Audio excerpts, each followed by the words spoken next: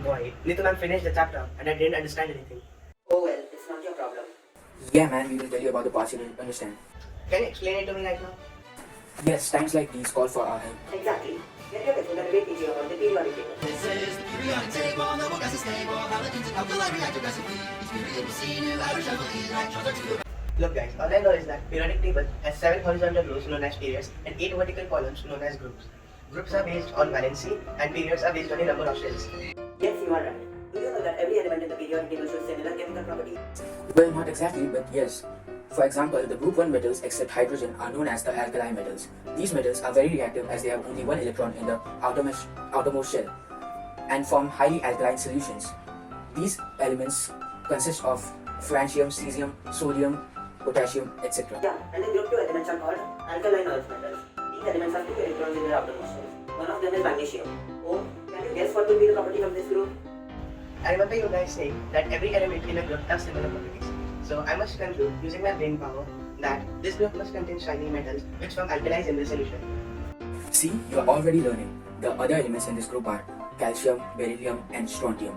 Now that you are able to make your own predictions, let's see if you can answer the question about the next group we are going to talk about. Yes, I'm ready. The next group is group 13, also known as the boron group. Wait, where the groups between 2 and 13? You see, the elements between group 2 and 13 are called transition metals.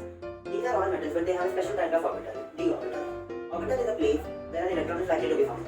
The d orbital is not very good at shielding the outer electron from the nuclear charge. Hence, all of these metals show more or less similar properties. Oh no, I'm again not understanding. Okay, you just have to remember that the elements between group 2 and 13 are called transition metals. The examples are iron, cobalt, gold, nickel, and zinc. Okay, back to my question. The next group is group 13. This group contains elements like boron and aluminium. Can you predict the properties of the next elements of this group? I'm not sure, but I must try.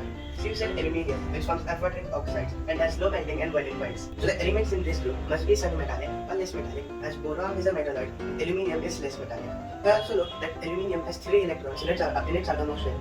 Good God, oh, you're so smart. This exact prediction was made by Mendeleev. Are you saying that I'm as smart as the great Russian scientist and Nobel Prize winner Mendeleev?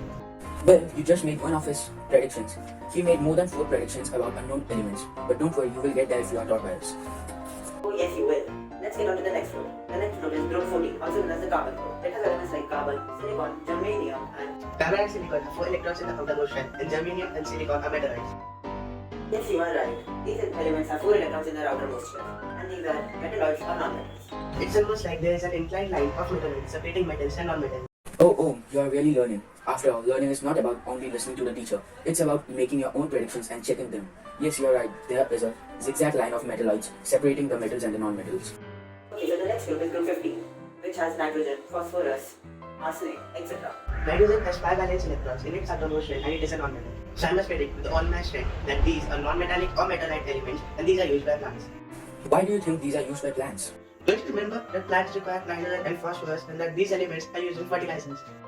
Oh yeah, you are right. You are not predicting things beyond the scope of this textbook. But you should also remember that arsenic also is an element of this group and it is a very dangerous poison. Oh no. Oh okay. I will try to predict things only related to atomic chemistry. I predict that the next group, group 16, will have 8 electrons in its outermost shell and that oxygen is present in this group. Okay, you are not only learning, but you are learning to learn. Yes, you are right. It has oxygen, sulfur, selenium, etc. The next group is group 17, also known as halogens. Halogens are highly reactive nonmetals and its examples include fluorine, bromine, iodine, etc. Since all the nonmetals will form an acidic oxide, these nonmetals will form the most acidic oxide. Okay, now there is a problem guys. These elements have 7 electrons in the outermost shell and the next group element should have 8 electrons in the outermost shell. But having 8 electrons in the outermost shell is the textbook definition of an octet. See, you are becoming capable of learning yourself. These elements have a complete octet and do not react with any other element. Elements such as helium, krypton, and argon are known as noble gases. There are 2 extra rows at the bottom of the periodic table which belong to periods 6 and 7. These are called lanthanides and actinides respectively. These are out of our syllabus, but you are free to find out about them. Bro, I'm beginning to see a pattern. I see that the elements to the left are the most metallic and the elements to the right are the most non-metallic and the elements in between range from metallic to non-metallic in this manner.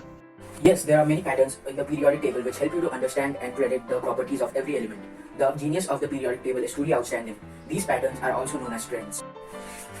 It seems we are done. Congrats, you have learned the whole chapter in just 5 minutes. Isn't that great? Oh yes, it is. You are my saviors.